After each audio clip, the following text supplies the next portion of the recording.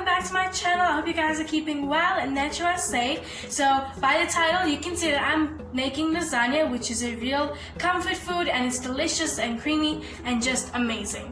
So over here I have 500 grams of minced beef, a cup and a half of beef stock, just a tray of sliced mushrooms. I have a tin of tomatoes. It's a tomato and onion mix. I have 2 carrots that I've sliced finely, grated cheese for the top, half an onion that I've diced, 2 teaspoons of steak and chops, 2 cloves of fresh garlic that I've just diced, 2 teaspoons of tomato paste, 1 teaspoon of mixed herbs, 1.5 teaspoons of salt, and 1 teaspoon of paprika, but you can put more or less.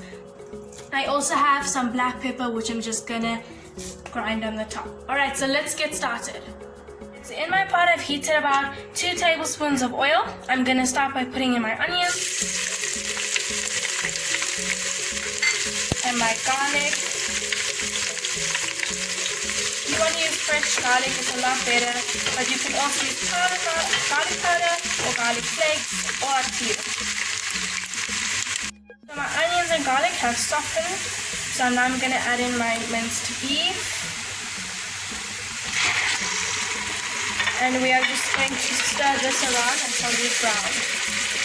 Okay, so you just want to continue to brown it just like that, and you want to break it down just until it's all brown, and then we're going to add in all our spices. Okay, so you want to add the tomato paste now, and we're just going to mix that in.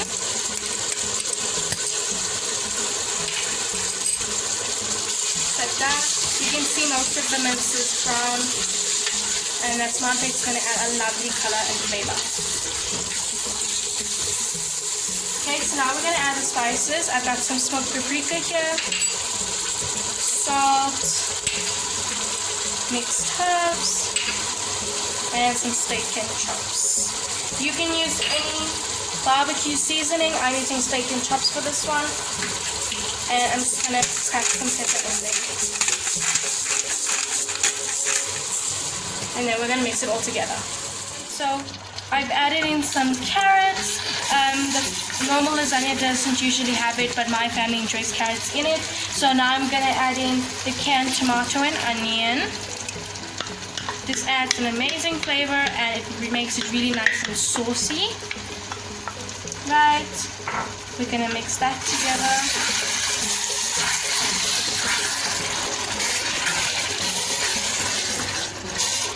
And then we're going to add some mushrooms,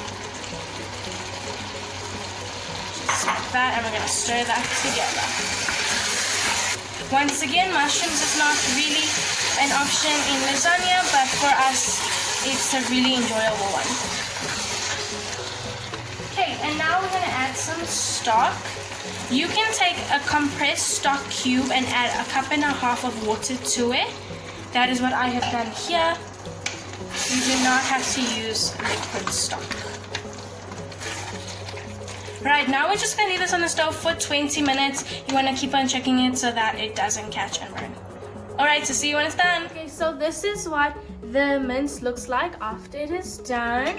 You can see it looks really yummy and it's really nice and saucy. Okay, so I'm going to start off by putting some mince in the pan.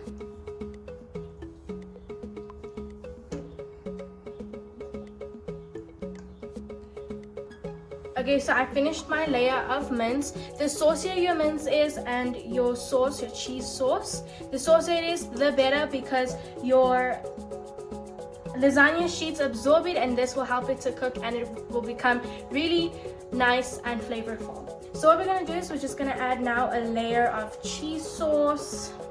Look at how beautiful that is.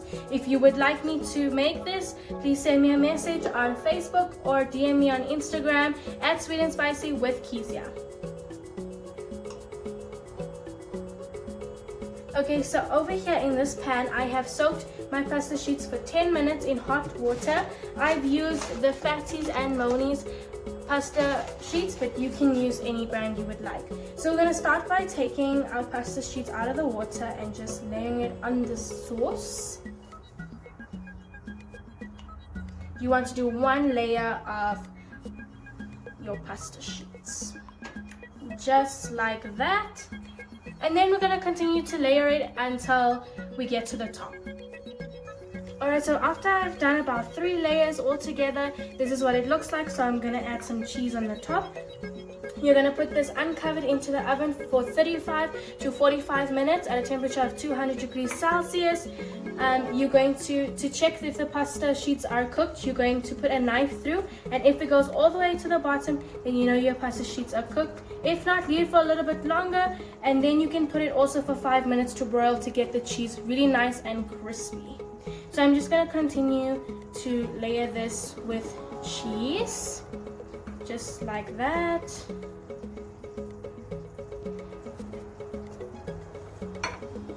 And then I'm also going to sprinkle a little bit of pepper on the top.